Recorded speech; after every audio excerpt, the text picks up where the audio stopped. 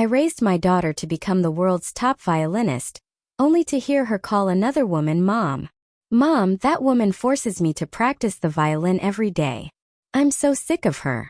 I was utterly shocked and, suppressing my emotions, went to get a DNA test. I discovered that my daughter was not actually my biological child. My sister-in-law, Delilah, was her birth mother. The daughter I carried for 10 months had been switched by my mother-in-law, Mrs. Vane, and given to Delilah, where she was mistreated and died before the age of 10. My daughter, Kira, along with Delilah and her family, pushed me off a tall building to my death after I discovered the truth. They then took possession of all my assets. When I opened my eyes again, I had returned to the day of childbirth. I switched the child Mrs. Vane had swapped back to the way it should be, sending Kira to a family that favors sons over daughters. I am curious to see if that ungrateful wretch can still achieve fame at a young age and enjoy boundless glory. Oh dear, she's about to give birth. May the ancestors of the Vane family bless us and grant both daughters-in-law the birth of healthy, chubby boys. The pains of childbirth replaced the agony of falling from a great height and being shattered to pieces, and the howling wind in my ears turned into chaotic, urgent voices. Hearing Mrs. Vane's loud voice once again, I finally became certain I had been reborn on the day of my child's birth. Mom! Before entering the delivery room with tears in my eyes, I endured the pain and called out to my mother, Mrs. Elder, who was accompanying me. Go quietly and buy a fluorescent marker and a UV light. Make a mark on the child and don't tell anyone besides you. Don't let anyone else touch the child. Although Mrs. Elder was a bit puzzled, she still nodded and didn't forget to comfort me. Don't worry.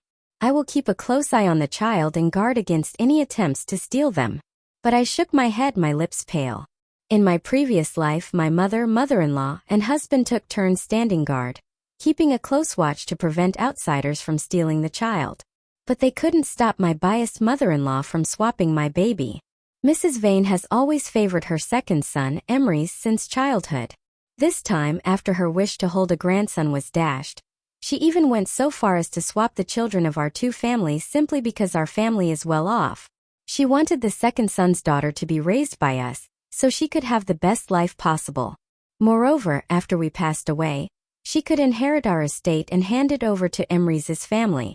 I just never expected to uncover the truth for the sake of money. She disregarded over 20 years of upbringing, and actually conspired with Delilah's family to push me off a tall building. And my own daughter, unwelcomed by her younger siblings, unfortunately passed away after enduring 10 harsh summers and winters, having tasted all kinds of suffering. This time I touched the baby still in my belly, my gaze darkening, determined not to let the tragedy of my past life happen again. The lights in the operating room blurred my vision. In a daze, the baby cried out as it was born, and I could no longer fight off the drowsiness, closing my eyes in exhaustion. I woke up to find it was already evening, with my mother, Mrs. Elder, looking anxious and furious beside me. Gwyneth, your mother-in-law actually swapped the child with your second brother's wife while I wasn't looking.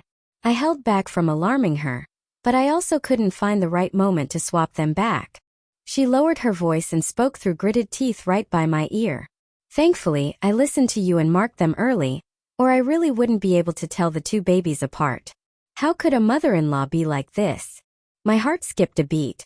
But before I could say anything, Mrs. Vane walked into the hospital room with a dark expression. Both daughters-in-law had given birth to girls, shattering her dream of having a grandson. Didn't you say you were going to make chicken soup? Mrs. Elder, I'm here, so you can go ahead quickly. Because my mother was still present, she put on an understanding demeanor and sent Mrs. Elder away. After the person left, she turned to me and said, "Since you're awake now, Gwyneth, I'm going to take a short nap. Keep an eye on the child yourself and also watch over the second brother's wife, and don't forget to change the diaper." Without waiting for me to respond, Mrs. Vane gave a few instructions and left, as if afraid of being asked to do more. This, in turn, created the perfect opportunity for me.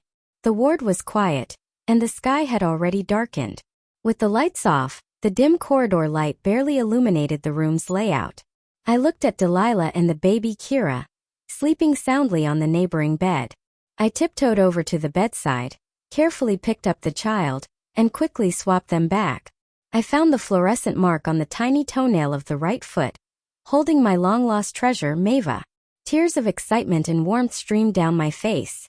I held the child like this until my husband, Torvin, came to take over in the middle of the night. In my previous life, I told my husband the truth. Although he was extremely angry, there was nothing he could do. In the end, he even managed to accept the devastating news that our children had passed away. He even tried to persuade me, "Honey, the dead cannot be brought back to life, and we raised this daughter ourselves. Even though she's our brother's daughter, she still calls you Mom, doesn't she?" After I died, he even followed that ungrateful wretch's advice and transferred all the family assets to the second son's family. From dating to marriage, Torvin and I supported each other for decades. He is excellent in every way, successful in his career, devoted to his family, and loving to his wife, but he is too soft-hearted and blindly filial. So no, I don't intend to tell him about the baby swap. When Torvin arrived, his mother, Mrs. Vane, was carrying a large bag of baby clothes back to the second son's house. "Mom!" He stopped Mrs. Vane, glancing at his sleeping sister-in-law and the baby beside her. "If you take all the clothes, what will the baby wear?" Mrs. Vane snorted disdainfully. "A little girl doesn't need new clothes. These clothes are for my precious grandson. She shouldn't wear away her brother's good fortune." Mrs. Vane's voice wasn't loud, but in the still of the late night, it still reached my ears clearly. Yes, in my previous life, my real biological daughter, Mava, who lived with my brother and his wife, never got to wear a single new piece of clothing. Mava was malnourished, thin and frail, half a head shorter than children her age. Mrs. Vane suggested dressing her in our old clothes. Some of the clothes were too worn for me to even bring out. I picked a few that were still decent for her, never imagining they would be the only clothes she had all year. In the summer, it was still manageable. Mrs. Vane would patch together some rags, which could at least count as a change of clothes. But in winter, the daughter could only wear thin, old clothes, shivering and stomping her feet, with her hands and face turning blue and purple. In contrast, Mrs. Vane and Delilah were dressed in thick, stylish clothes, one more fashionable than the other. Occasionally, when I returned to my hometown, I couldn't bear to see it and bought scarves and new clothes for the whole family. But only the daughter's cotton padded jacket was returned by Delilah. She asked me to buy black ones, saying the child was mischievous and the clothes would easily get dirty. I had no doubt and changed it for a black one. But during the new year, I saw that coat and scarf being worn by my younger brother, Emery's. It turned out that boys don't wear pink cotton coats. My daughter, Mava, was still wearing the same thin, faded old coat that exposed her wrists. The baby in my arms, Mava smacked her lips. She was sleeping peacefully, with my warm tears that had just fallen on her little mouth. I gently wiped away the moisture from the corner of her mouth and unconsciously tightened my arms around her. Mrs. Vane pointed to a bulging plastic bag on the floor. "Those are old clothes that Emery's wore when he was little. She can wear those." Torvin was shocked. "Mom, that was so many years ago. Are those clothes even clean?" "What do you know? This way it's easier to raise." Speaking of being easy to raise, Torvin seemed to recall something and asked weakly, "What about the name? It couldn't be that you gave it a name that's easy to raise, could it?" Mrs. Vane's face lit up with a proud smile. "The formal name is Kira. The nickname can just be Godin." Torvin's lips trembled, his face full of disbelief. Would Emery's and his wife agree to this? Why wouldn't they agree? What's wrong with this name? Mrs. Vane retorted defiantly. "This name is great." A self-mocking smile curled at the corner of my mouth. In my previous life, that ungrateful child who once nestled at my knee often bullied my daughter because of this name. In this life, let her bear this name too. She disliked my teachings. She disliked the new clothes I bought her. And she disliked the violin classes I enrolled her in. Everything I gave her she didn't like. She only yearns for her younger brother and sister's family. In this life, I want to see if she can achieve academic success and fame at a young age in her beloved mother's home. Just like in her previous life, Mrs. Vane didn't rest for a moment, taking care of Emery's wife and daughter with all her heart, and those old clothes were soon worn by Kira. Then she picked up the unknown brand of powdered milk placed on the cabinet, casually scooped 2 spoonfuls, mixed it with hot water, and fed it to the crying, hungry baby. This action terrified Torvin and the family members accompanying the patient in the next bed. After feeding her, Mrs. Vane came over again to check on my baby. Torvin stood up and stopped her. "Mom, we've hired a postpartum nanny. She can handle things like feeding the baby, so you should just rest. Why hire a nanny? It's a waste of money. Otherwise, you wouldn't be able to take care of both of us by yourself." After much persuasion, Torvin finally managed to convince his mother to leave. My gaze fell back on Kira. She was crying uncontrollably because the milk she had just drunk was too hot. Perhaps I overestimated her. She might not even live to adulthood. I had thought my daughter's premature death in my previous life was an accident, but now it seems there might have been signs all along. Sure enough, before long, Kira developed a fever. Large patches of rashes also appeared all over her body. It was unclear whether it was due to an allergic reaction to the old clothes or the formula milk she had consumed. Ironically, when Kira cried uncontrollably on Delilah's bed, neither she nor Mrs. Vane took it seriously. Instead, they complained that the child was too noisy and kept shaking her, hoping to lull her to sleep. It was the nurse on rounds who noticed something was wrong. By the time the fever was detected, Kira was already breathing weakly. Her voice was faint as a mosquito's hum. Her little face was flushed, bright red, and large patches of redness spread across her body. Delilah didn't care about this at all. She even thought that was my daughter. She even squeezed a bag of breast milk for me, saying she was afraid my daughter wouldn't eat well. The moment she turned around after handing me the small bag, I threw it into the trash without hesitation. In the previous life, it was Delilah who came up with the idea to silence me by killing me. I asked myself if I had treated her poorly, but I fulfilled all the duties of an elder sister-in-law and even helped their family on multiple occasions. In the end, I met a tragic end, shattered to pieces. Having a fever? Just bundle up and get warm. Isn't that how all children in our time got through it? Mrs. Vane shouted loudly, stopping the nurse who was about to call the doctor, and picked up another old piece of clothing ready to cover Kira's forehead. Even the family members in the next room couldn't stand it anymore. Everyone in the entire ward, except for Delilah, who remained indifferent, was criticizing Mrs. Vane. Mrs. Vane felt embarrassed, and under the nurse's insistence, hastily sent the child to the ICU. Just 2 days after birth, she was admitted to the ICU. Looking at Kira's patient wristband, my eyes teared at the corners, and my heart was filled with endless pain. That was the daughter I had cherished for most of my previous life. Perhaps today is the day I will meet my end. Her life had barely begun, yet it was already coming to an end. My heart ached, mixed with numbness and a bone-chilling cold. In my previous life, it was she who pushed me off the balcony. At the moment of falling, I had already grabbed the edge of her clothes. As long as I didn't let go, I could at least pull someone down with me. But that person was the daughter I had cherished for over 20 years. From the baby in swaddling clothes to babbling her first words, to growing into a graceful young woman, she was the daughter I had watched grow up step by step. In that final moment, I ultimately let go. But I never expected that she had even prepared false evidence of my falling from the building. I died with a grievance, leaving my mother, who should have been cared for in her old age, to mourn the loss of her child, crying her heart out. Am I not her daughter too? And is my own daughter not innocent? Kira's life was ultimately saved. On the day I was discharged from the hospital, Kira was transferred from the ICU to a general ward. This fever truly brought her to the brink of death. Her life was saved, but her liver and kidneys suffered irreversible damage, leaving her with lasting after effects. The doctor hesitated to speak to the family but finally whispered, "I'm afraid this child may not live to adulthood." At this moment, Maeva appeared to be in high spirits. Her eyes darted around curiously, showing interest in everything around her, and she was more active and well-behaved than before, especially when she saw Delilah. She became even more affectionate. Delilah's family seemed unaware of the child-swapping incident and cherished this granddaughter, who had nearly lost her life, holding her and unable to put her down. Kira also obediently clung to the adult's clothes.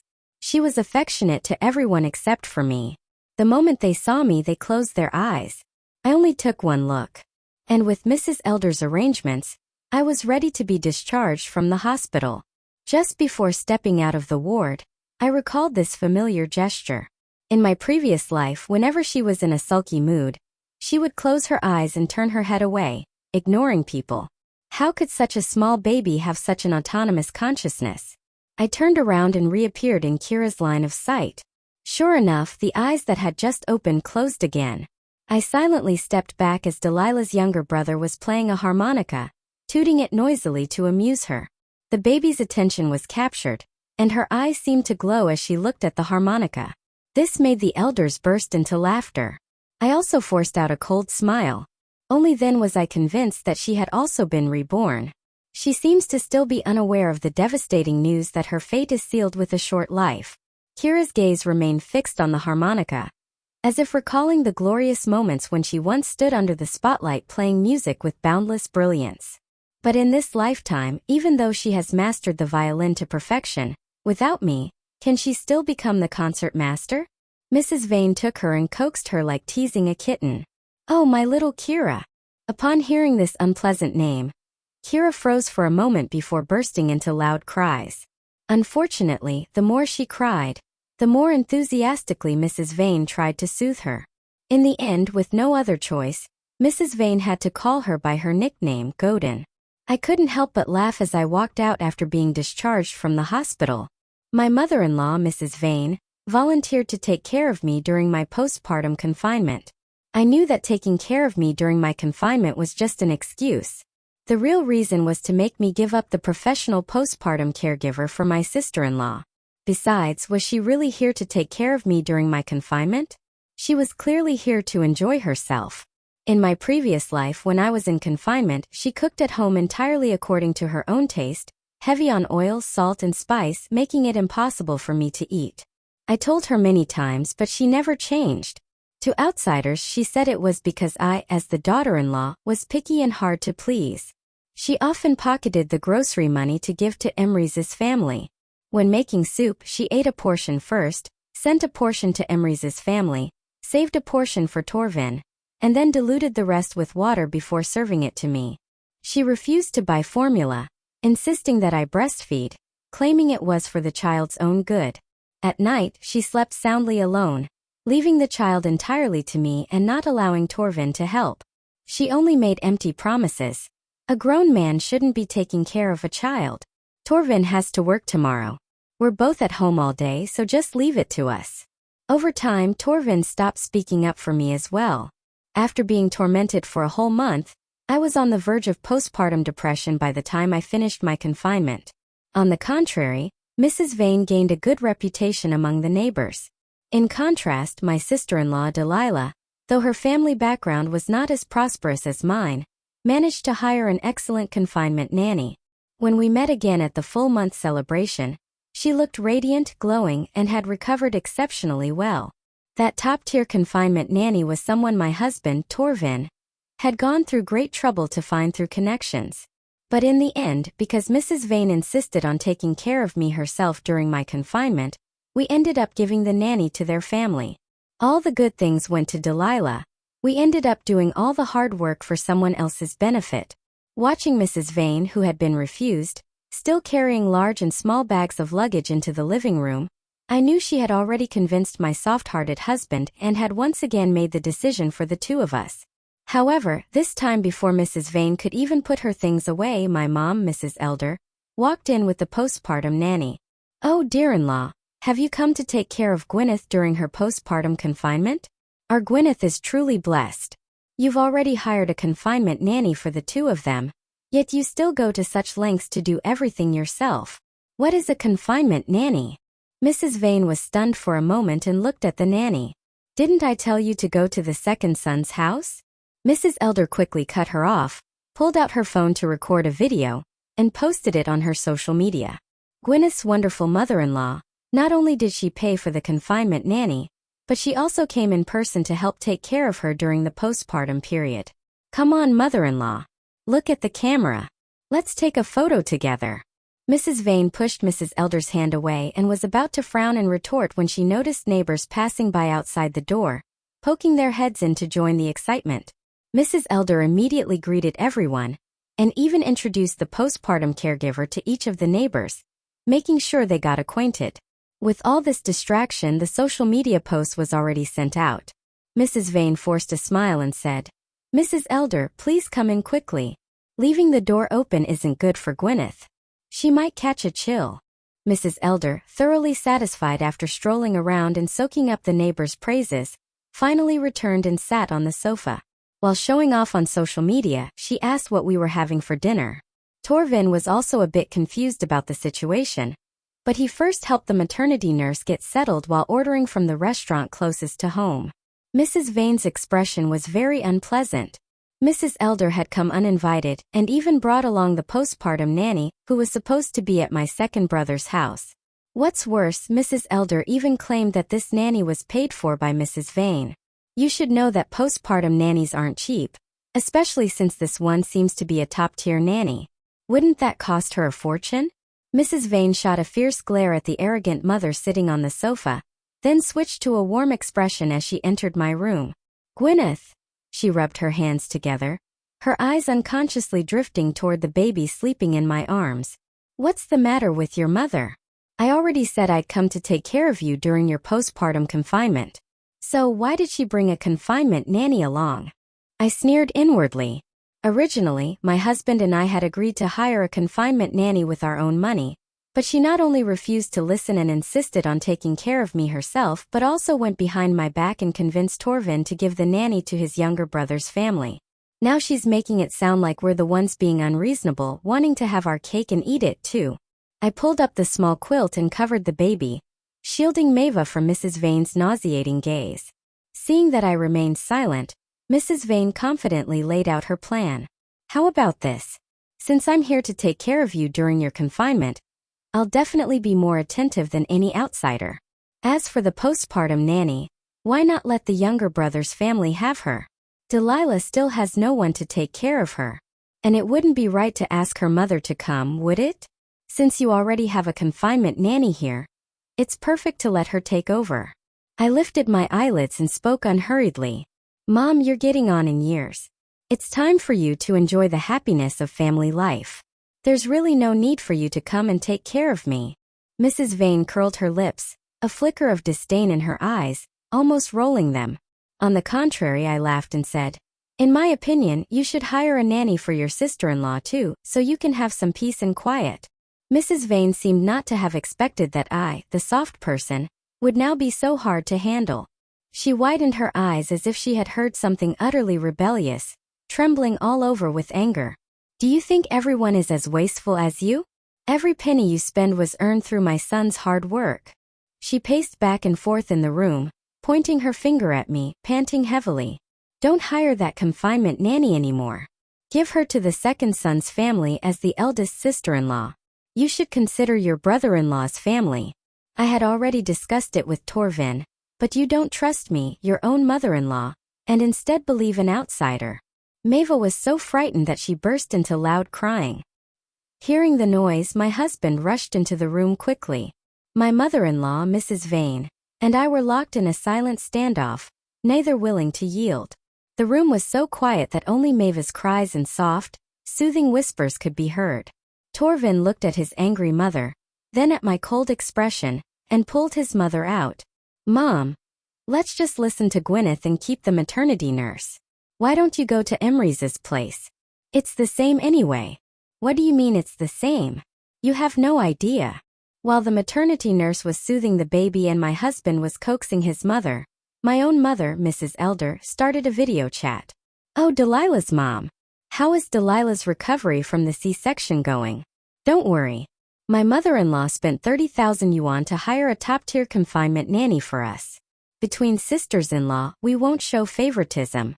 When Delilah is discharged from the hospital and enters her confinement period, we'll definitely hire an even more expensive one."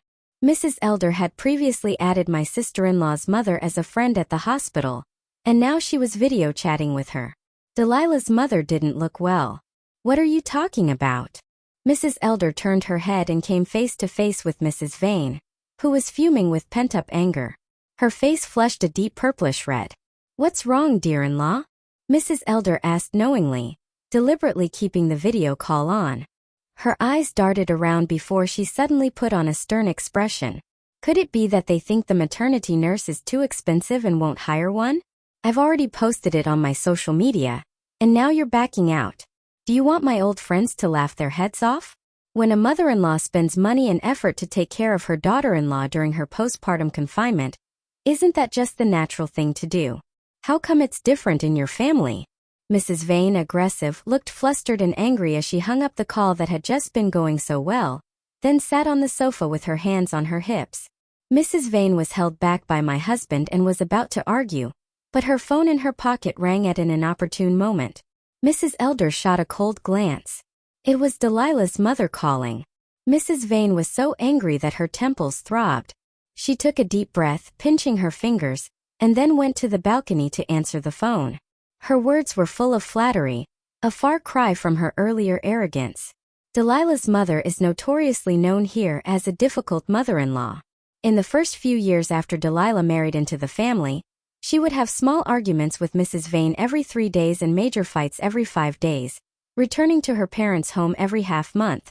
Her parents were certainly not easy to deal with either. The phone call lasted until the middle of the night. Mrs. Vane complained about her bad luck, cried, and made a scene, finally issuing an ultimatum to us, the young couple. If you want to hire a postpartum nanny, I can't stop you, but you'll have to pay for it yourselves. She packed up her barely unpacked luggage and moved out of our house overnight. As she left, she didn't forget to curse. Ungrateful wretch. Forgetting your mother the moment you get a wife. Torvin, filled with guilt, saw his own mother off, then turned to face his cold-faced mother-in-law. Mrs. Elder, quite the authority you have. Is this the kind of life our Gwyneth had to endure in your household? Torvin felt utterly helpless and on the verge of tears. In the end, Mrs. Vane still couldn't hire a postpartum nanny for Delilah.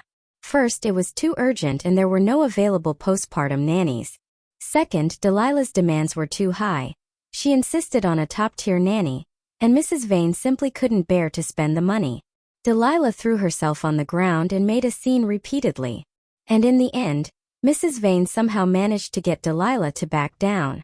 After a month of calm, Mrs. Vane began to arrange the full-month banquet with a stern face again. Since the 2 children were born on the same day, it was impractical to hold the full-month banquet on 2 separate days.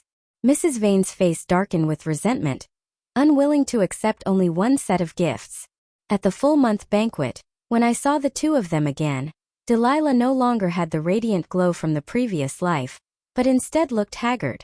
I heard that during her postpartum confinement, she and Mrs. Vane were at each other's throats, and it seemed she didn't gain much advantage. Instead, she started paying more attention to her daughter Kira. Even her usually biased Mrs. Vane praised Kira for being well-behaved, except when calling her by name. Kira, however, seemed listless, born with deficiencies, and then subjected to all sorts of reckless torment. It's no wonder she couldn't live well. When drawing lots, she picked and chose among a circle of items. But in the end, she reluctantly picked up the harmonica her little uncle had been playing with. Even the gaps were mixed with dust and grime, and there was still fresh saliva on the harmonica from just having been played. She still couldn't let go of her music dream. I deliberately pulled the harmonica out of her 2 small hands. Getting your mother a younger brother is the real business. What good can a harmonica do? The adults present all agreed. Kira angrily turned her head away, refusing to look at me. The second son, Emery's, even threw away the harmonica and shoved a photo of the family of 4, with both a son and a daughter, into her hands. Kira began to wail loudly. Kira's good days only lasted these 2 years. 2 years later, when Anya was born, that was when she really had something to cry about. She was no longer an only child but had become her brother's slave. The following years, thanks to her efforts, were relatively calm. Kira, with memories from her past life, was sensible and mature beyond her years. Plus, she had indeed brought a younger brother into the family. So Delilah, as if granting a favor, actually treated her much better. It's just that all those good things are built upon her various sacrifices. She has to wash her brother's clothes, make breakfast for the whole family, massage her mother's shoulders, buy cigarettes for her father, and help her grandmother with grocery shopping. As for princess dresses, small cakes, and violins, none of these exist in her world. For her mother, the only thing worth showing off is her first-place academic performance.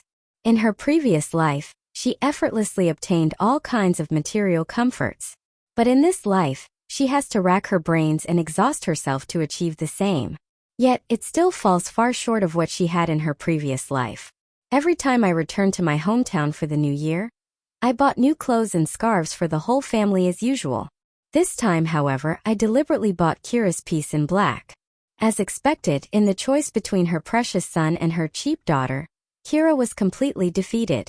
Delilah unhesitatingly snatched her clothes away.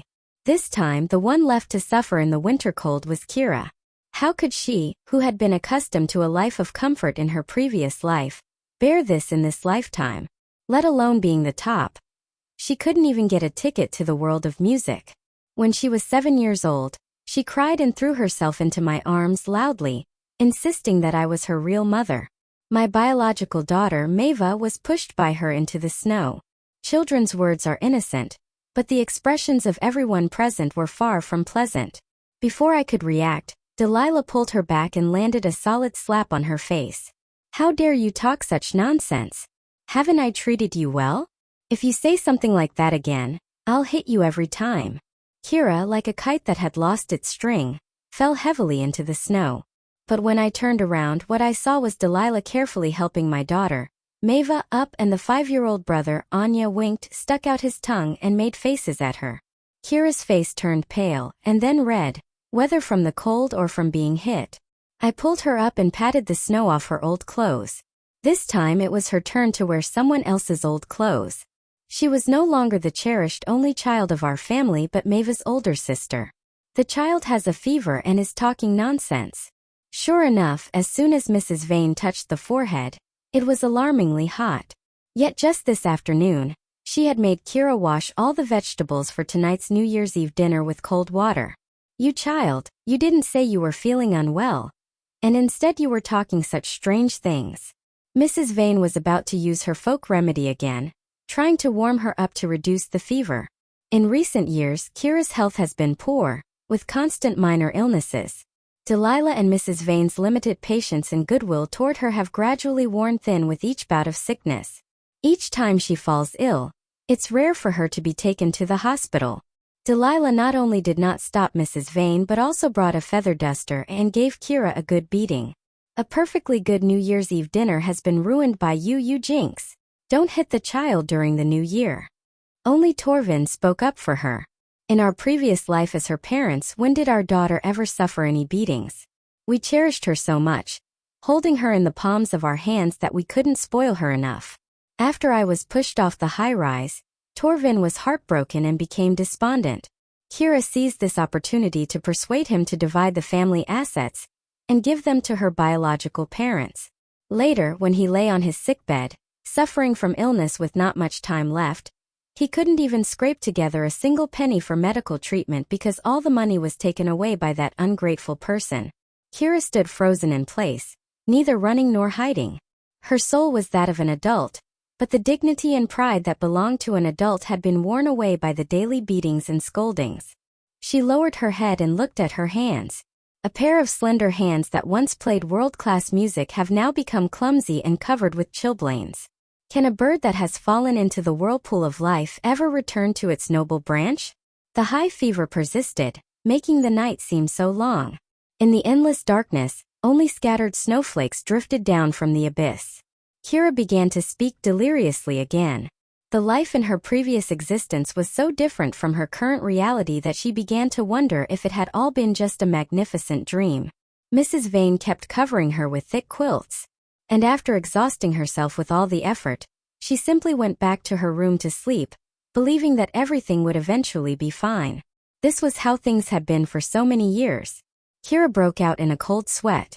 And when Mava brought her water, she seemed to suddenly become a bit more lucid. She looked at Mava as if recalling something terrifying. Her eyes wide and fixed, then began to sob uncontrollably. She thought of her previous life, the child who had died before reaching the age of 10, the one Delilah had failed to raise. In this life, that child had become her. She was 7 years old this year. Kira had a persistent high fever, and Torvin couldn't bear it. So he called an ambulance for her on New Year's Eve. Red and blue lights flickered on the snowy ground. Many villagers, finding it unlucky, hid indoors and didn't come out to watch the fireworks.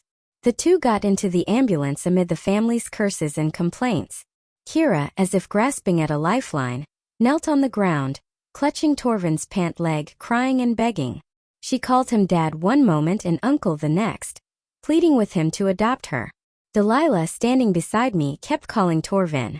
Taking my daughter to see a doctor is a small matter, but spending money is a big deal. It was already unlucky enough to call an ambulance to the hospital on New Year's Eve. What if the person couldn't be saved and died during the new year? Wouldn't that be even more unlucky? The most important thing is not to bring bad luck to Anya, her precious son. What's there to save? The doctor said back then that she wouldn't live past adulthood anyway. All these years I've just acted as if I never had this daughter. Her being alive will only block Anya's good fortune. Forget it, big brother. Hand the phone to her. I'll talk to her. Delilah mercilessly delivered the grim news that Kira would not live to adulthood, ignoring the crying and wailing from the other side, and ordered her to get off the ambulance and go home immediately. Mom, even from a distance, I could hear the heart-wrenching and desperate screams. Torvin frowned and held the phone away from his ear, cursing under his breath. Why did you treat me like that? Maeva is not. She's not. I am your daughter. I am. Kira told the truth and Delilah muttered under her breath. What nonsense. She must be delirious from the fever. But the hand holding the phone trembled slightly. Then, without even watching the fireworks, she panicked and carried Anya back into the house. What good is knowing the truth? What good is regret? You reap what you sow. Kira stayed in the hospital for several days, and aside from her uncle Torvin, no one came to visit her. This new year, she spent it all alone in the hospital. On the day of discharge, the gray sky began to snow again. Her condition had improved significantly, both physically and mentally. As if the prophecy of not living past 18 had crushed the last straw, or as if Delilah and Mrs. Vane were filled with regret, Kira began to act recklessly at home. She began to deliberately oppose Mrs. Vane and her own mother. The two were in the wrong from the start, so they tolerated it repeatedly at first, but eventually they could bear it no longer. Delilah picked up the feather duster again and gave her a good thrashing. I am your birth mother. I gave birth to you and now you're trying to boss me around. Is that it? Even if I did something wrong, it's still. Halfway through she suddenly couldn't go on. Back then, it was she who watched Kira dress in old clothes and prepare her formula, and it was she who turned a blind eye to the incessantly crying infant. For so many years, she has been casually ordered around and enslaved. She always thought that child was my daughter, so she remained indifferent. Delilah sat on the ground, crying bitterly with her head in her hands. Kira stood still calmly. Then taking Delilah's phone, she called the police. Someone is abusing a child. Except for the Vane family's prized son Anya, the entire family was rounded up and appeared neatly at the police station. A soft-hearted policewoman held Kira's frail body, tears falling drop by drop into her dry straw-like hair. My husband and I were summoned as witnesses. Thanks to Mrs. Vane's silver tongue and Torvin's overly kind nature, the group didn't face much punishment. Kira had not anticipated this outcome at all. She completely broke down, pointing at Torvin and yelling as if he had wronged her terribly. How can you say that? You've watched me suffer all these years. How could you? You're me. You are. The last word was never spoken. After leaving the police station, Mrs. Vane looked extremely smug and snorted disdainfully. Who is he? Who is he? He's your uncle, right? Huh. He's my son. Of course he's on my side. Kira turned her head away, stiffening her neck as she wiped her tears, but the family's guilt toward her had completely vanished. She actually called the police to arrest them. If they really ended up with a criminal record from this, how could that be acceptable? Although Kira was destined not to live much longer, the family's precious heir, Anya, almost couldn't take the civil service exam because of this. After seeing us, the couple, off peacefully, Delilah and Mrs. Vane closed the door and gave Kira another severe beating. This time she was truly subdued. With death looming closer and closer, I remembered the first time that child performed on stage. She seemed to be about the same age as now. It was late spring with dazzling lights shining on the stage. She stood at the very center, bathed in countless beams of light. Yet in her little dress she did not feel cold. She didn't play the violin very well in the first performance and only won a bronze medal. But she was very happy and promised me that she would practice more diligently in the future. I don't know when practicing the violin became, in her words, the pressure I forced upon her. I watched the gate grow smaller and smaller in the rearview mirror. In my previous life, when my biological daughter was this age, what kind of life was she living? That tightly shut door gradually shrank into a small dot. It was still far from spring. I didn't expect the day I would return to my hometown again to be so near. A great fire burned the old house to the ground, and the once loudmouth members of the Vane family were nowhere to be found. Torvin's legs gave way, and he stumbled into a pile of ashes, crying out for his parents. According to the neighbors, it was Kira who bought the gasoline at the time. She kept muttering that she would never be cold again. Something about a carnival, spring and the like. And the Vane family members were shouting to escape for their lives as the fire first began to blaze. Yet, for some reason, not a single one of them managed to escape. The one who survived was actually the 5-year-old Anya. It was a stroke of luck amidst the misfortune. However, he was injured in his vital parts, and the Vane family's lineage would be cut off from then on. A misfortune within a stroke of luck. As the sole eyewitness, Anya was placed under special protection. When he woke up, he became somewhat delusional. "Sister wants to kill me. She wants to kill me." She was still singing in the fire, gesturing with both hands. "Where's Mom? Where is she? Is Mom dead? Why? Am I going to die?" In his disjointed account, the police learned the truth of the matter.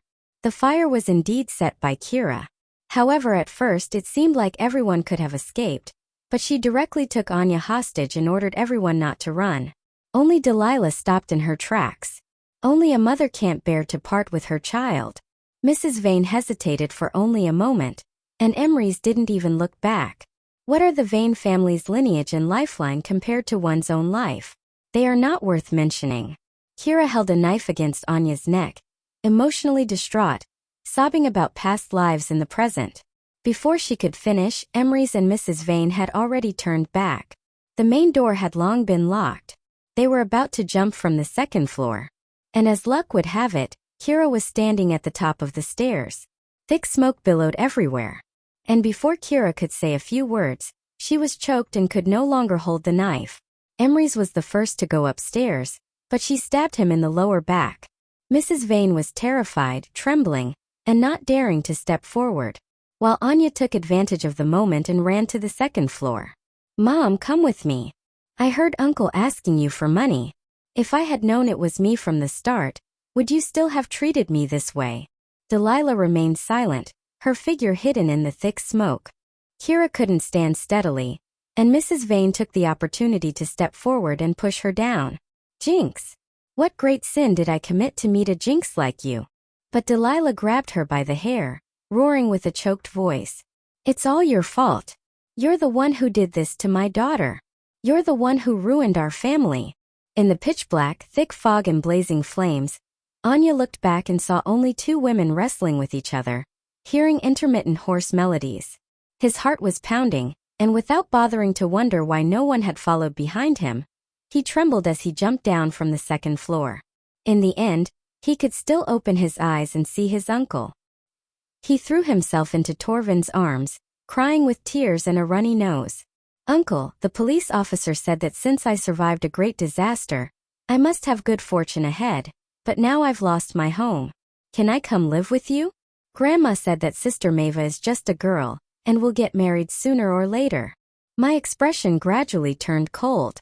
Torvin, with tears in his eyes, gently pulled away Anya's chubby little hand and put the oxygen mask back on him. Kira, fearing that the fire alone wouldn't be enough to kill everyone, also poisoned the entire family with pesticide. As they left the hospital, the snow began to fall again. Spring was still far away. Spring will come. The end. Thanks for watching and do not forget to subscribe for more stories.